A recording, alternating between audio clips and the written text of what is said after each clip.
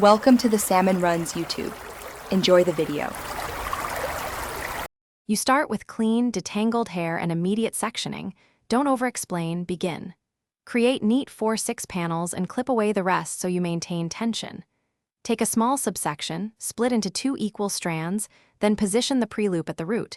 Feed the natural hair through the loop and pull snug. Once done, remove excess extension hair and align ends. This first step sets tension and direction, so make sure part lines stay straight before moving on to continuous installs. Continue by repeating the feed-through looped method across the panel, placing twists in a consistent pattern. You'll want even 0.5 1 cm spacing and to stagger rows so the scalp remains covered and weight distributes evenly. As you twist, rotate your wrist in the same direction each time to keep uniform texture, and gently stretch the extension hair to lock the twist. Once a row is complete, smooth any stray pieces and check scalp tension. Make small trims to ends to blend lengths before proceeding. To finish, secure ends using tiny bands or carefully flame seal synthetic fibers, then trim for a natural silhouette.